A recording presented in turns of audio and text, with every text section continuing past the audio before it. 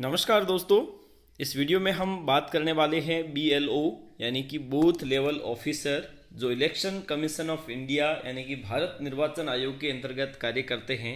और उसके संबंध को लेकर आज हम विशेष बात करने वाले हैं कि BLO कौन होता है और उसकी नियुक्ति किस प्रकार से होती है, और अगर किसी भी को BLO बनाया जाता है तो उससे क्या फ़ायदा होता है, तो सारी जानकारी इस वीडियो के माध्यम से मैं आपको देने वाला हूं। अगर आप 2020 में BLO है तो आपको क्या फ़ायदा होगा, संपूर्ण विश्लेषण इस वीडियो के माध्यम से करूंगा। तो वीडियो को लास्ट तक देखना। चैनल को सब्सक्राइब नहीं किया तो अवश्य कर लीजिए, क्योंकि आगे भी आपको इसी प्रकार के कई वीडियो मिलने वाले हैं। तो चलिए देखते हैं BLO के बारे में संपूर्ण जानकारी आपको इस वीडियो के माध्यम से बताते हैं। सबसे पहले हम बात करते हैं BLO है क्या। दरअसल BLO election commission of India यानी कि भारत निर्वाचन आयोग के अंतर्गत होने वाला प्रत्येक कार्य, प्रत्येक सर्वे जिसके लिए वह प्रतिनियुक्ति पर कार्य करता है। भारत निर्वाचन आयोग जिसके लिए कार्य करने के लिए एक किसी भी सरकारी कर्मचारी को, संबंधित राज्य सरकार के कर्मचारी को और ज़्यादातर शिक्षकों को, यानी कि अधिकांशतः शिक्षक के रूप में ही BLO कार्य करता है। यानी कि कोई भी शिक्षक जो BLO के रूप में जिसे नियुक्त किया जाता है।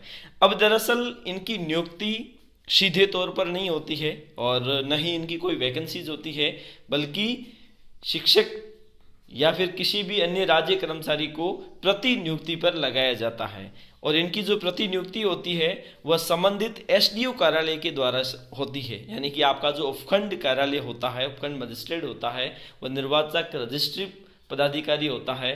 तो ऐसी स्थिति में वही आपको या फिर किसी भी कर्मचारी को BLO के रूप में नियुक्त करता है SDM कार्यालय की ओर से, और उसका कार्य वर्ष पर्यंत होता है। यानी कि वर्ष में कभी भी और इलेक्शन से संबंधित किसी भी कार्य में, किसी भी सर्वे में आपकी ड्यूटी लगाई जा सकती है। अब दरअसल किसी भी व्यक्ति को, किसी भी कर्मचारी को अगर BLO लगाया जाता है तो उसे फायदा क्या होता है, यानी कि उस एवज में क्या उसे मानदेय दिया जाता है या फिर किसी भी प्रकार का उपार्जित अवकाश दिया जाता है या नहीं, इसको लेकर हम बात करेंगे। दरअसल किसी भी कर्मचारी को अमूमन शिक्षक ही होता है और किसी अन्य कर्मचारी को भी लगाया जा सकता है।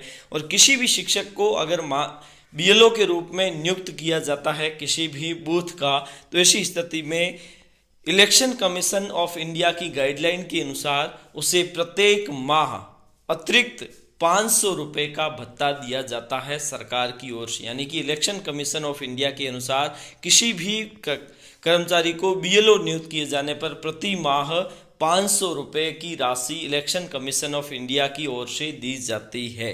इसके साथ साथ अगर कभी अवकाश का काम है, यानी कि छुट्टियां चल रही है स्कूलों में, और उस एवज में अगर आपको इलेक्शन कमीशन ऑफ इंडिया का कोई कार्य सर्वे के अंतर्गत आपको नियुक्त किया जाता है, यानी कि कोई कार्य करवाया जाता है, तो उसकी एवज में यानी कि प्रत्येक 3 दिन के लिए एक उपार्जित अवकाश दिया जाएगा। ऐसा प्रावधान है इलेक्शन कमीशन ऑफ इंडिया के अंतर्गत। ठीक है।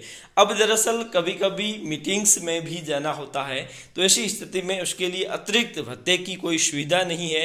हालांकि उपस्थिति का प्रावधान है, उपस्थिति दी जाती है, लेकिन कहीं कहीं उस उपस्थिति के एवज में जो यात्रा भत्ता है वो भी दिया जा सकता है।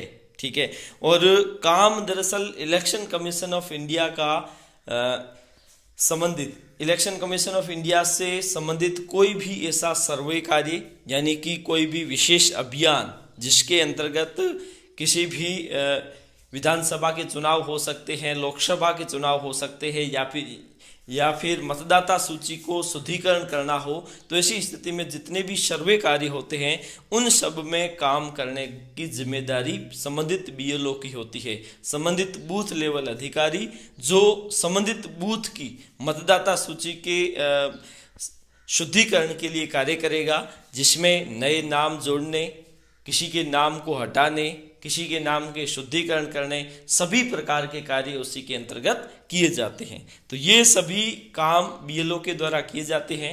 BLO एक राज्य कर्मचारी होता है, उसी को संबंधित SDO कार्यालय की ओर से बीएलओ के रूप में नियुक्त किया जाता है, यानी कि वह प्रतिनियुक्ति पर कार्य करता है। तो इस प्रकार से आप बीएलओ को समझ सकते हैं।